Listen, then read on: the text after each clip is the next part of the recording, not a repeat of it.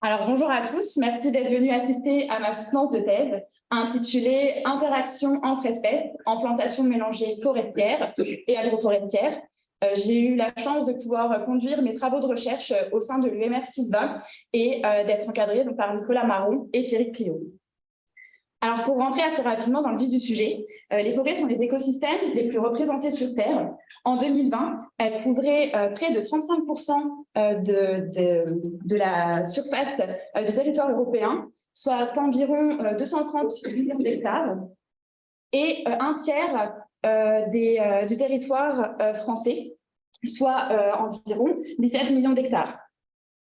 Les plantations forestières, c'est-à-dire les forêts cultivées ou établies par semis, représentaient quant à elles 4% des forêts au niveau du territoire européen et environ 12% du territoire français, soit près de 2 millions d'hectares qui sont principalement destinés à la production de bois en France en 2020. La majorité de ces plantations sont résineuses et les trois principales essences qu'on retrouve en plantation en France, donc les chiffres datent de 2017, sont le pin maritime, le Douglas et l'épicéa commun.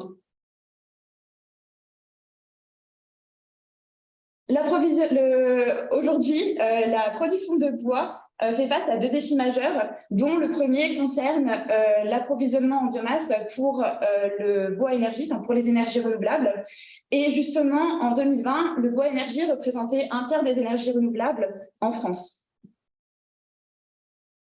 Du fait de leur capacité de production élevée, les espèces appartenant au genre Populus, donc plus communément appelées les peupliers, sont les essences de feuillus les plus fréquemment cultivées en France. Et en 2019, les derniers chiffres que j'ai pu trouver, ces plantations de peupliers représentaient environ 200 000 hectares.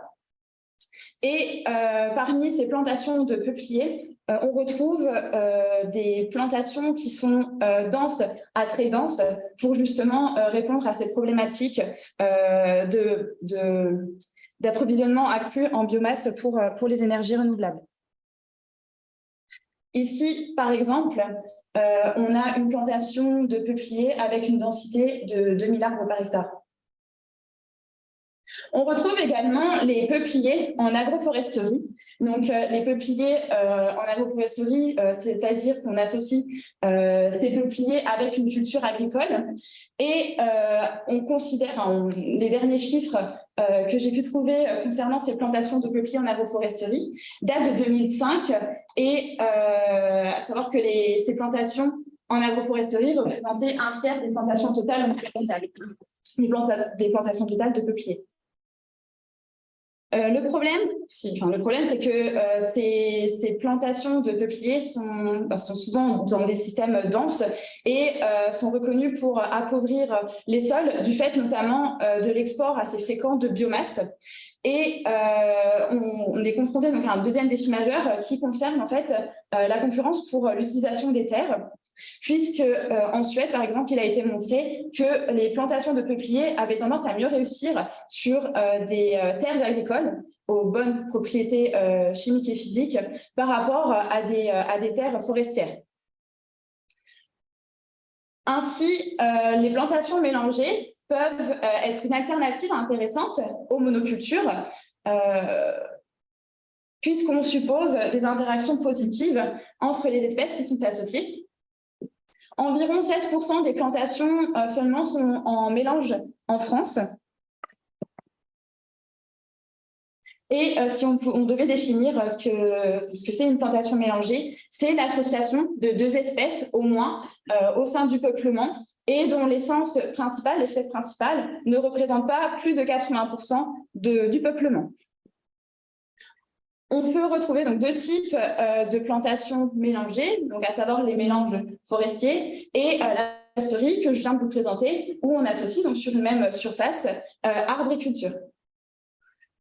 Parmi les études sur les plantations mélangées, on retrouve beaucoup d'études qui associent, où on associe en fait une espèce fixatrice d'azote dans le mélange. La figure représentée ici illustre le gain de productivité du mélange par rapport à la monoculture la plus productive. Et d'après cette méta-analyse de 2019, il ressort qu'une plantation mélangée qui inclut une espèce fixatrice d'azote est 18% plus productive que la monoculture de l'espèce la plus productive. Lorsqu'on introduit des fixateurs d'azote, l'espèce peut être une espèce d'arbre. Ici, par exemple, on a une plantation de peupliers assez dense. On a remplacé une ligne sur 2 par une culture fixatrice d'azote. On peut aussi avoir des espèces fixatrices d'azote qui sont des cultures agricoles, donc on les appellera des légumineuses. Et ici, sur le même principe, on va remplacer une ligne d'arbres sur 2 par une culture. Et on aura donc ici un système agroforestier. Aussi, on peut introduire une espèce d'arbre fixatrice d'azote dans la culture, comme c'est le cas ici. Ainsi, ici, on a 3 types de mélanges, dont un est un mélange forestier et 2 sont des traitements agroforestiers. Le succès des plantations mélangées est généralement évalué par des mesures de l'augmentation de la production de biomasse, toujours en comparaison avec les monocultures équivalentes. Et aujourd'hui, les interactions entre espèces qui déterminent si un mélange donné va être plus performant que les monocultures correspondantes sont encore mal comprises. D'où l'objectif de ma thèse qui était d'évaluer les effets des interactions entre soit 2 espèces d'arbres, donc dans le cas du mélange forestier, soit entre un arbre et une culture, donc dans ce cas-là de l'agroforesterie, sur les performances de croissance des arbres. Je me suis intéressée uniquement aux arbres dans le cadre de ma thèse, et de comparer donc les résultats obtenus avec les monocultures d'arbres. La compréhension des processus et des interactions qui se produisent dans tout peuplement est cruciale pour pouvoir maximiser la productivité et avoir un mélange d'espèces qui est plus bénéfique qu'une monoculture. Dans toute plantation, qu'elle soit forestière ou agroforestière, les interactions entre les individus pourront être négatives, positives ou neutres. Ici, si on commence par la compétition, donc, par définition, la compétition aura lieu donc soit entre individus de la même espèce, comme c'est le cas ici, dans le cas où, quand la ressource sera limitante dans le milieu. Donc ici, si on prend le cas de la disponibilité en azote donc minéral dans le sol, si la ressource en azote du sol est limitante, les 2 individus ici de l'espèce A vont entrer en compétition. On parlera dans ce cas-là de compétition intraspécifique, puisqu'elle aura lieu entre individus de la même espèce. Si on prend maintenant le cas d'une espèce A, de 2 individus, un d'une espèce A et l'autre de l'espèce B, si ces individus entrent en compétition dans le cas où l'azote est limitant dans le milieu, on parlera de compétition interspécifique, puisqu'elle a lieu donc, entre individus de 2 espèces différentes.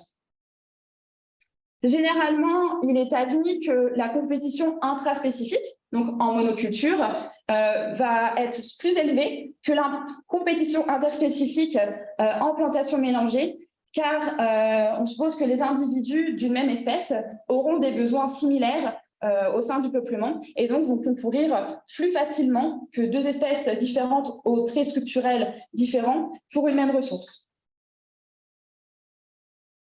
Prenons le cas ici de la réduction de compétition, donc avec toujours une espèce A, une espèce B.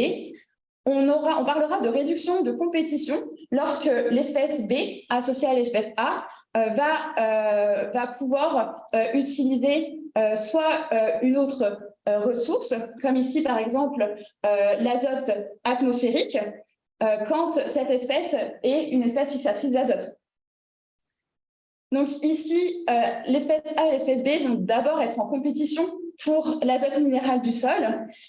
Seule l'espèce B va pouvoir avoir accès à ce pool ici, l'azote atmosphérique, puisque c'est la seule à être une espèce fixatrice d'azote. D'où l'intérêt ici d'associer en fait une espèce fixatrice avec une espèce non fixatrice dans le milieu. L'autre mécanisme positif qui permet la prépondérance d'interactions positives lorsqu'on associe espèces fixatrices et non fixatrices d'azote, c'est ce qu'on appelle la facilitation.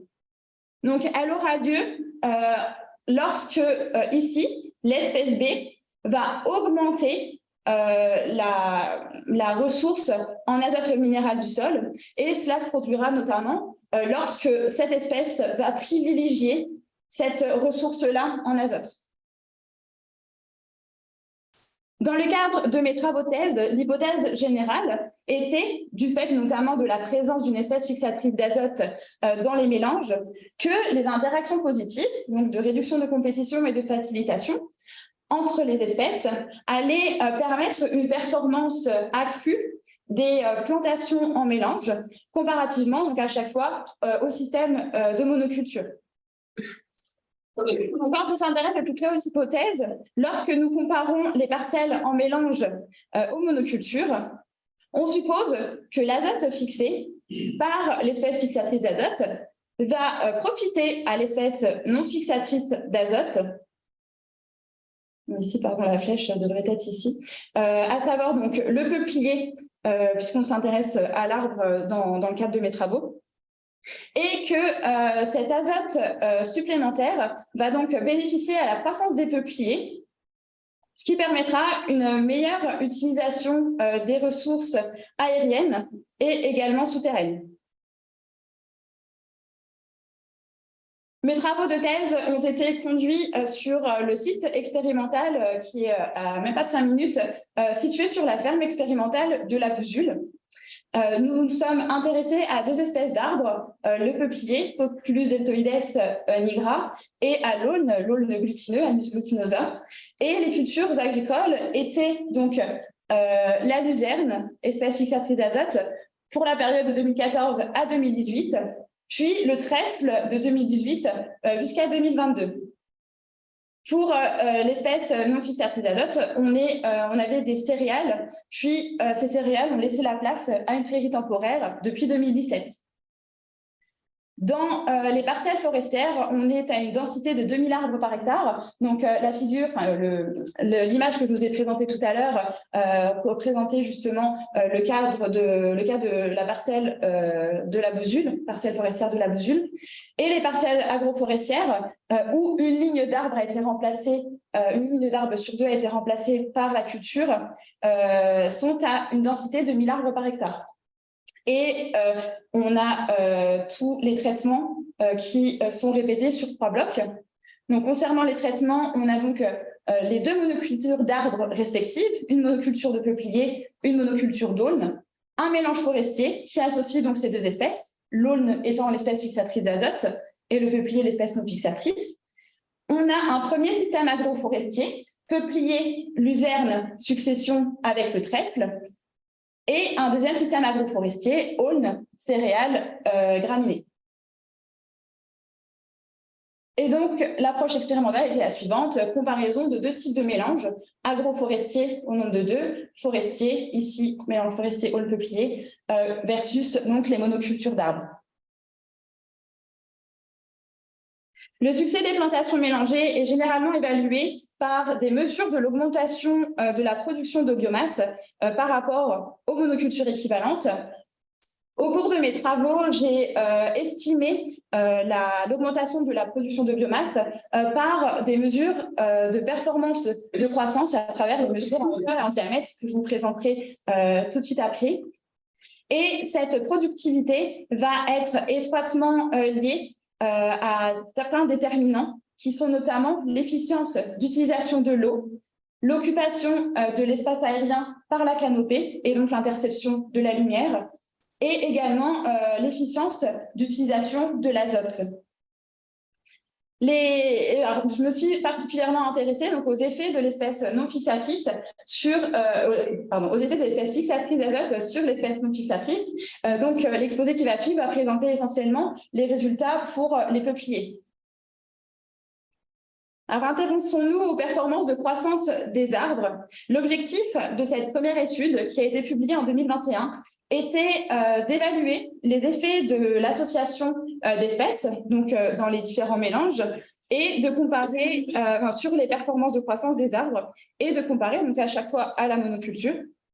Et l'hypothèse était que la compétition interspécifique, donc rappelez-vous, entre des individus d'espèces différentes, serait moins importante que la compétition intraspécifique entre individus d'une même espèce, en raison d'une réduction de compétition entre les deux espèces et également d'un effet de facilitation, étant donné qu'on a une espèce fixatrice d'azote dans le mélange. 360 arbres ont été mesurés pendant chaque saison de croissance. Donc, depuis 2014, 360 arbres, donc à peu près 10% des individus ont été mesurés chaque saison, soit 20 arbres pour chaque espèce, pour chaque traitement au sein des 3 blocs. Pour chaque bloc, et un inventaire a été réalisé une fois par an sur la totalité des individus. Le premier paramètre qui a été mesuré, c'est la hauteur des arbres qui a été estimée de la base de l'arbre jusqu'au dernier bourgeon de la tige dominante. A également été mesuré le diamètre à hauteur de poitrine, qu'on appelle DBH, qui est le diamètre mesuré à une hauteur de 1,30 m. Ces 2 paramètres nous ont permis de calculer un indice de compétition qui est le rapport entre la hauteur des arbres et le DBH. Cet indice est assez utilisé en foresterie justement pour avoir un aperçu de la compétition du type d'interaction. Et ont également été mesurés les taux de croissance en hauteur pour chaque saison de croissance, pour avoir une comparaison entre années, mais également avoir une dynamique de croissance pour chaque saison. Donc, la figure présentée ici représente l'évolution de la hauteur, donc la hauteur qui est ici en ordonnée, en fonction du temps, donc de 2015 jusqu'à 2022. Les données qui ont été publiées sont pour la période 2015 à 2019. Ici, j'ai actualisé avec les dernières données. Et donc, ce qu'on voit ici en haut, ce sont les peupliers. Je ne parlerai pas des zones, tout simplement parce qu'il n'y avait pas d'effet, donc ça va simplifier la compréhension de la figure. Et donc, on a les peupliers dans la monoculture qui sont représentés par un rond rose, les peupliers en agroforesterie par un rond brun et les peupliers dans le mélange forestier par un rond bleu. Donc maintenant que c'est dit, concernant la dynamique interannuelle, avant 2018, donc ici ce sont les données pour fin 2018, la hauteur des peupliers en monoculture, donc les peupliers en rose, était plus élevée que la hauteur des peupliers dans les 2 types de mélange. Par contre, à partir de 2018, donc ici, on s'aperçoit que les peupliers en agroforesterie, donc en brun, commencent à rattraper la croissance des peupliers qui sont dans la monoculture. Donc ici, à partir de juin, on a en fait la croissance en hauteur des peupliers en agroforesterie qui dépasse déjà celle des peupliers dans le mélange forestier et qui rattrape à la fin de la saison 2018 la croissance des peupliers en monoculture.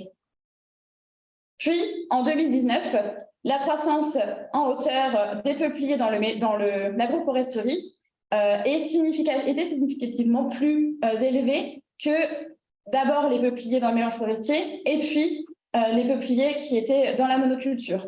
Et cette dynamique s'est poursuivie jusqu'en 2022. Concernant donc la dynamique intra-annuelle, donc pour voir ce qui se passe au niveau de la saison, donc ici on s'est intéressé à la saison 2018 qui a été signe d'un changement. On a pu témoigner un changement de dynamique. Quand on regarde le taux de croissance en hauteur des peupliers en agroforesterie au cours de cette année, on s'aperçoit ici que la croissance en hauteur d'un coup était beaucoup plus importante pour les peupliers dans l'agroforesterie. Afin de déterminer si la présence de la luzerne en tant qu'espèce fixatrice d'azote dans le mélange avait un effet sur la croissance des peupliers dans l'agroforesterie, nous avons estimé la teneur en azote organique du sol, donc NNO3, et ce qui ressort de ces analyses, donc faites pour 2018, année du changement, c'est que la teneur en azote du sol au sein du traitement agroforestier peuplier-luzerne était environ 7 fois plus élevée que la teneur en azote du sol des peupliers en monoculture, et aussi significativement plus élevée que les autres traitements. Pour déterminer cette fois-ci s'il y avait potentiellement plus de concurrence en monoculture, pour la monoculture de peuplier que dans les traitements, que dans les mélanges, pardon, nous avons utilisé le ratio diamètre à hauteur de poitrine que je vous ai présenté tout à l'heure. Ce qu'on aperçoit ici, c'est qu'en 2017, les peupliers en agroforesterie avaient un indice de compétition, donc un ratio H sur D, plus élevé que dans les parcelles forestières, ce qui traduit une compétition plus élevée des peupliers avec la luzerne comparativement aux parcelles forestières. À partir de 2018, on constate une nette diminution de ce rapport pour les peupliers en agroforesterie, pour qu'à la fin de 2019, cet indice de compétition devienne plus faible pour les peupliers agroforestiers, ce qui traduit donc une compétition devenue moins élevée dans le traitement agroforestier peuplier-luzerne par rapport aux peupliers dans la monoculture. Donc les peupliers dans la monoculture subissent une compétition plus forte que ceux dans le traitement agroforestier. Pour les zones, il n'y avait pas de différence entre la monoculture et le mélange forestier, ni entre l'agroforesterie et la monoculture. Donc les zones n'ont pas été affectées par le traitement. Donc pour conclure sur cette première étude, on assiste à une évolution dans le temps du type d'interaction entre le peuplier et la luzerne, avec premièrement pour la période 2015 à 2018, un taux de croissance plus faible pour les peupliers qui sont en agroforesterie par rapport à la monoculture.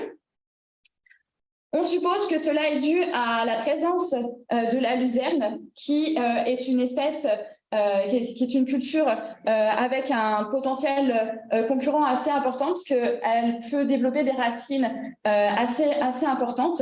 Et donc, au moment de la plantation des peupliers, les arbres ont subi la compétition de la luzerne qui était déjà installée.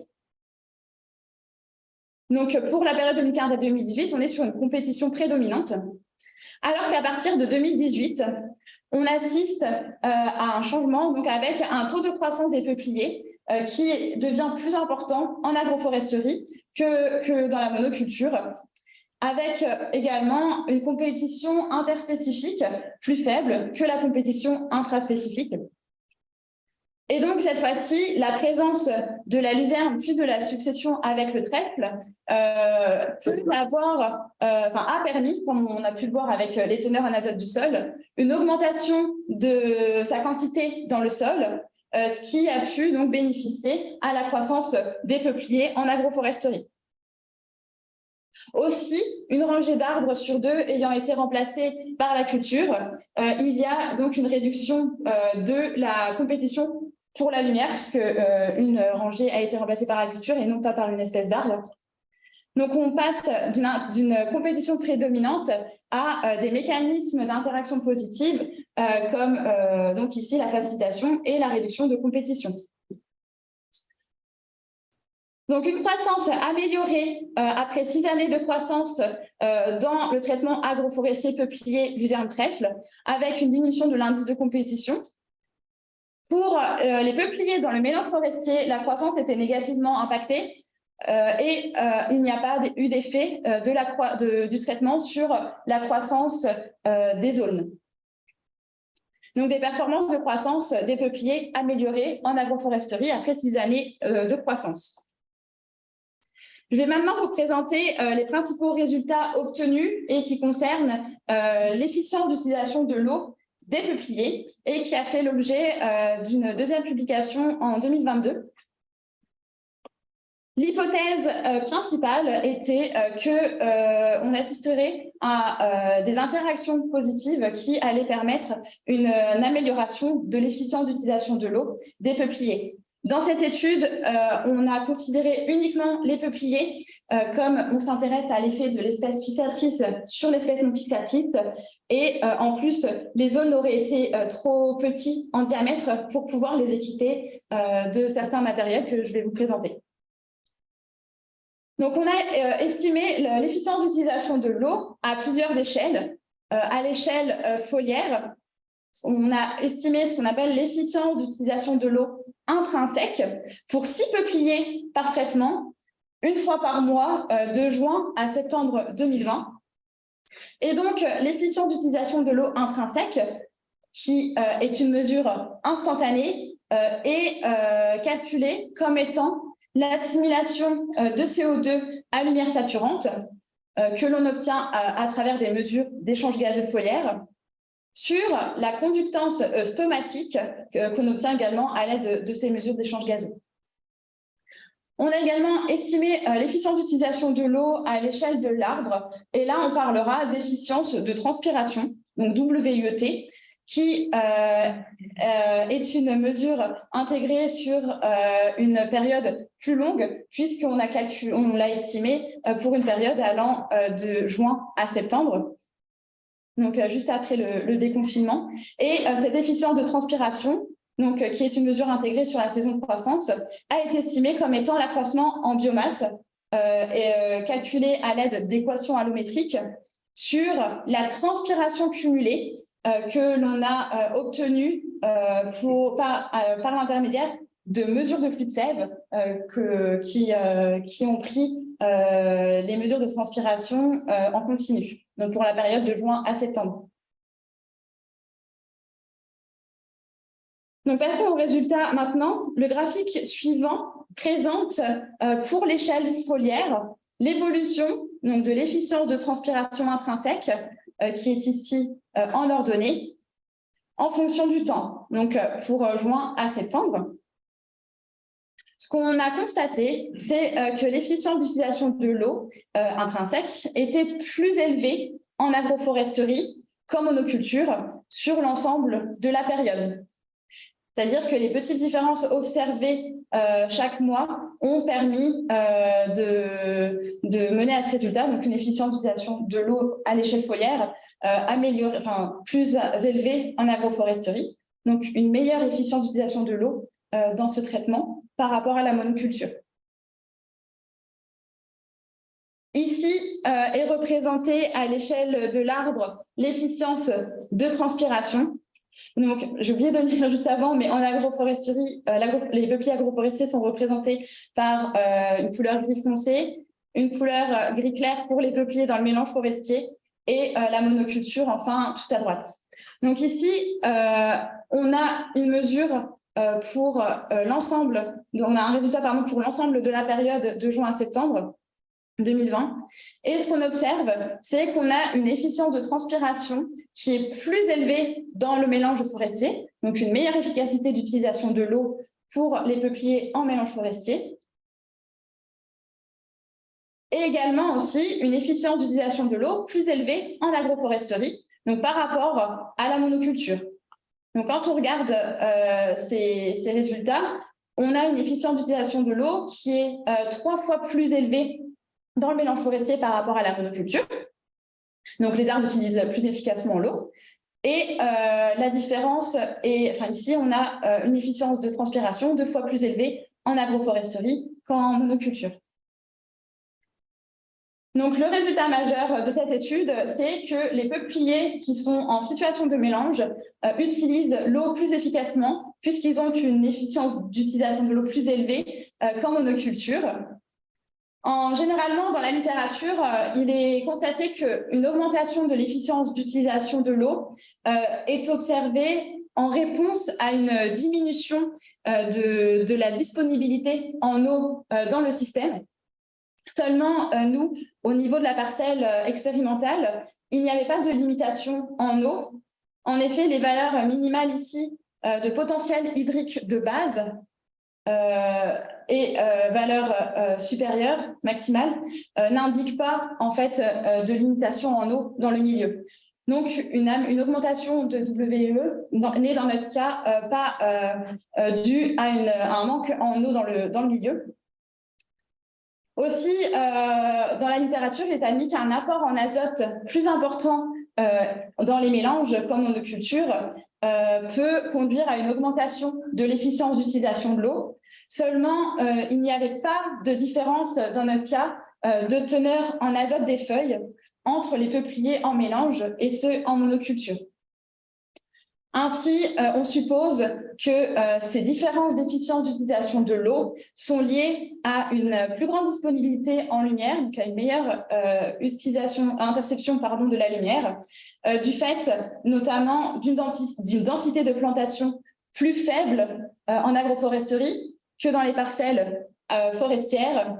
Et dans le mélange forestier, on suppose que c'est dû, comme la densité est égale, enfin comme c'est la même densité qu'en monoculture, que c'est lié à la différence de surface terrière entre les deux traitements. Donc une croissance améliorée des peupliers en agroforesterie, associée à une meilleure utilisation de l'eau à l'échelle de l'arbre. Et dans le mélange forestier, on a également une amélioration de l'efficience d'utilisation de l'eau, bien que la croissance n'ait pas été améliorée, comme on l'a vu précédemment. L'étude qui suit est une étude sur la distribution verticale des arbres et sur les changements morphologiques de la couronne de ces arbres, puisque ces paramètres sont des éléments importants à considérer lorsqu'on s'intéresse justement à la production de biomasse, puisqu'ils impactent directement l'interception de la lumière.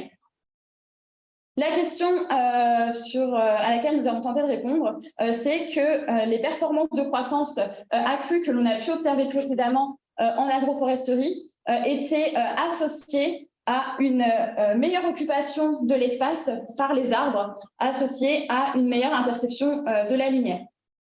L'hypothèse était qu'on aurait donc une meilleure occupation de l'espace du fait d'une stratification aérienne des deux espèces dans le mélange forestier et d'un développement horizontal et vertical, donc d'un changement morphologique plus important en agroforesterie, du fait notamment des teneurs en azote minéral du sol plus élevées, comme on a pu le constater précédemment. Donc ici, pour illustrer l'hypothèse de stratification verticale dans le mélange forestier, donc ici, on a schématisé la monoculture de peupliers à gauche, à droite celle des aulnes, et on suppose donc une stratification verticale qui est liée en fait aux caractéristiques des arbres dans leur monoculture. On a vu que la croissance des aulnes n'était pas impactée par le traitement, mais elle était nettement inférieure à la croissance des peupliers. Donc, en fait, on suppose des effets additifs du fait simplement des traits des deux espèces dans leur monoculture. Dans le traitement agroforestier, donc avec la monoculture de peuplier et la monoculture de trèfle, on suppose ici de vrais effets de mélange liés donc à l'amélioration de la disponibilité en azote dans le sol, ce qui se traduira donc par un développement plus important, qui est également lié évidemment à la réduction de compétition pour la lumière, étant donné qu'on a une culture au pied de l'arbre. Donc, concernant les mesures qui ont été effectuées, donc pareil, les mesures ont été effectuées en 2020, toujours sur notre échantillonnage d'individus, donc 360 arbres mesurés pour les deux espèces dans les trois traitements et dans les trois blocs. Ont été mesurés dans un premier temps la surface de projection de la couronne, enfin l'aire de projection de la couronne, qui a été estimée à l'aide de la mesure des rayons suivant les 8 axes cardinaux. Donc, on a fait le tour de l'arbre et on a mesuré pour chaque direction la longueur de la plus longue branche. Et ces paramètres nous ont permis, à l'aide de cette formule, de pouvoir déterminer l'aire de projection. CR étant la moyenne, ici, des 8 rayons mesurés selon les 8 axes cardinaux. On a également estimé l'interception lumineuse à l'aide d'un indice qui s'appelle ELI et qui prend en compte l'aire de projection de la couronne multiplié par ce qu'on appelle un indice d'éclairement de la couronne. Cet indice d'éclairement de la couronne, on l'a estimé pour chaque arbre, c'est-à-dire qu'on a attribué une note entre 1 et 5 en fonction de l'exposition à la lumière directe du soleil. 1 étant la note qu'on attribue lorsqu'il n'y a pas de lumière directe qui atteint le pied, et 5, la valeur maximale, qui est lorsque la couronne est entièrement exposée à l'éclairage vertical et latéral. Donc ici est représentée une vue aérienne des différents systèmes, donc avec la monoculture de peupliers, le mélange forestier, la monoculture d'aulnes. Donc les zones sont représentées en orange et les peupliers en vert. Et à droite, on a les 2 systèmes agroforestiers, donc les peupliers en haut, les aulnes en bas. Ce qui a été observé, c'est un volume de couronne 2 fois plus élevé pour les peupliers en agroforesterie par rapport donc à la monoculture. Nous n'avons pas observé de différence de volume entre les peupliers en monoculture et ceux dans le mélange forestier, donc un même volume moyen. Et pour les aulnes, il n'y avait pas d'effet du traitement, bien qu'une tendance ait été mise en évidence pour les zones agroforestiers. Et si on s'intéresse maintenant à l'indice d'interception de la lumière, on a constaté que l'interception lumineuse était plus élevée, donc on a ici l'interception lumineuse en ordonnée, donc était plus élevée en agroforesterie pour les peupliers, donc avec une valeur arbitraire de 93, ainsi que pour les aulnes.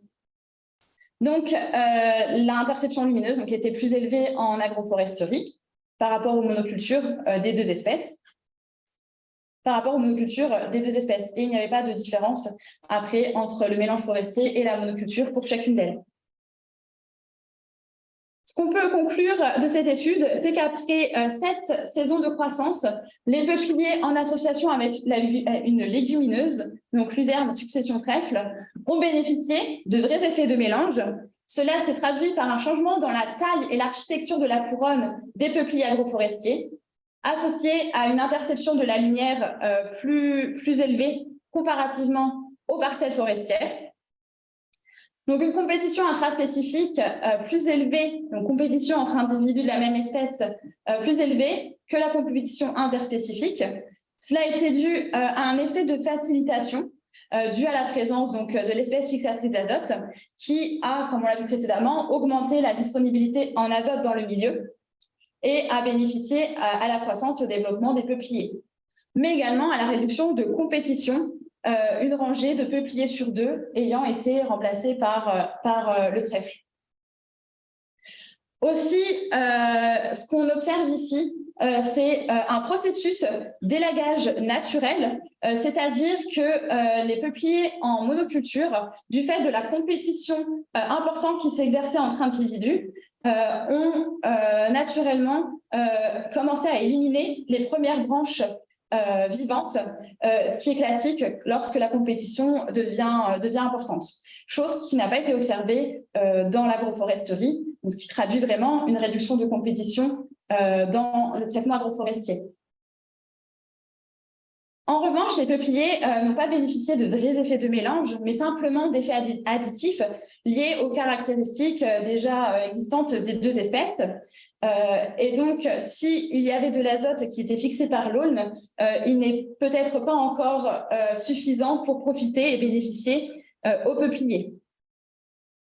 Et bien qu'il y ait eu des effets additifs, ces effets n'ont pas eu d'impact sur l'interception de la lumière.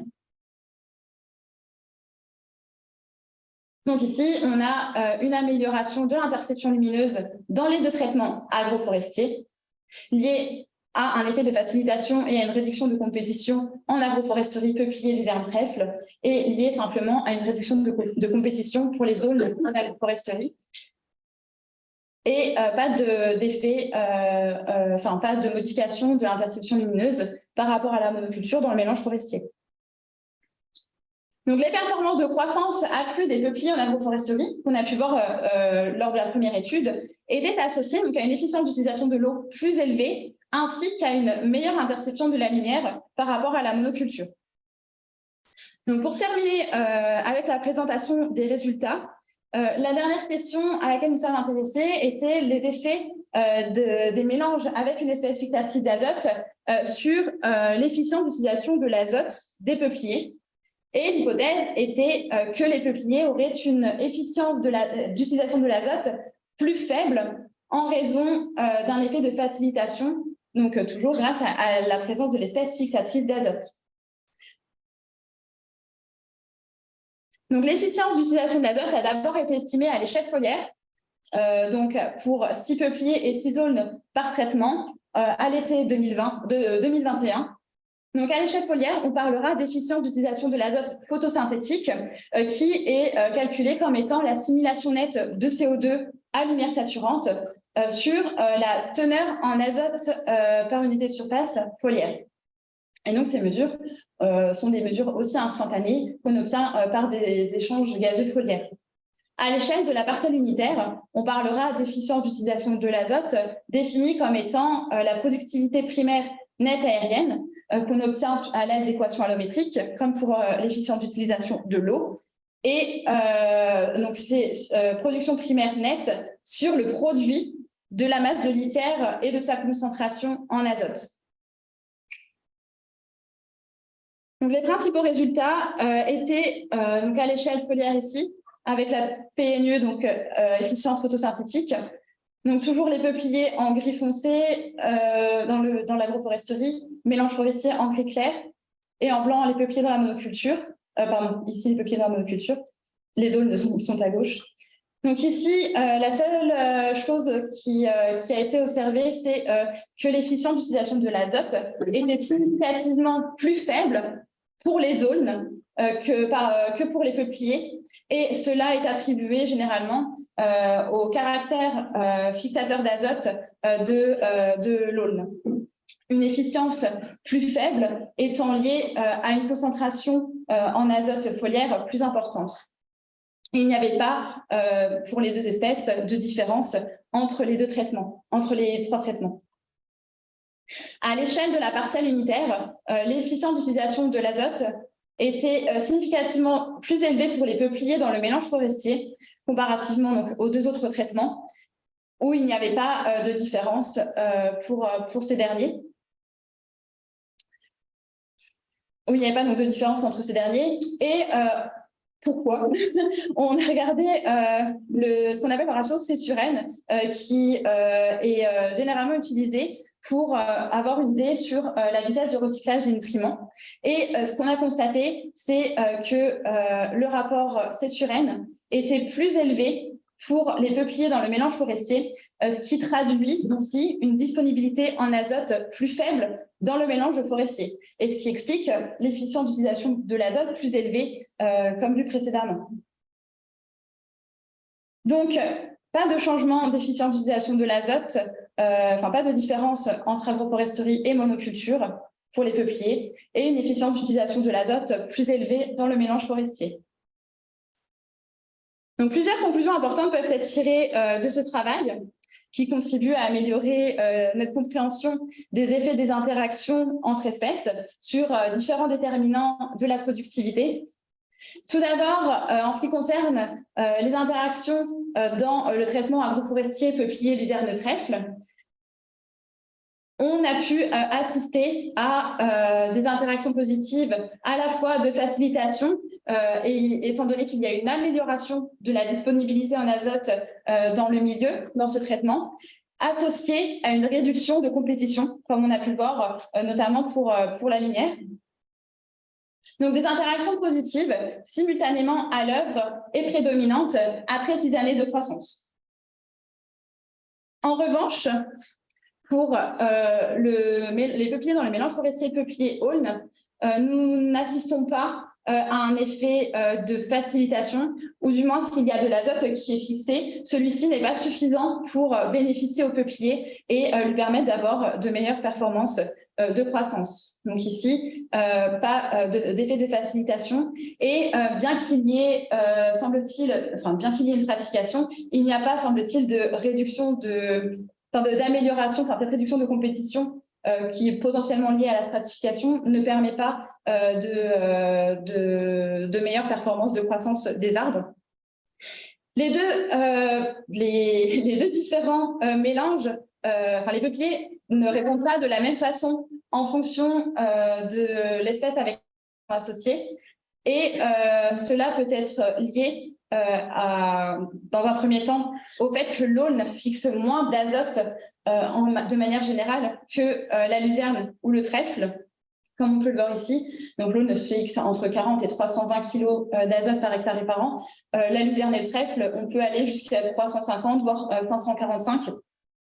Donc les différences entre traitements pourraient être liées justement à la nature de l'espèce fixatrice d'azote dans les deux traitements.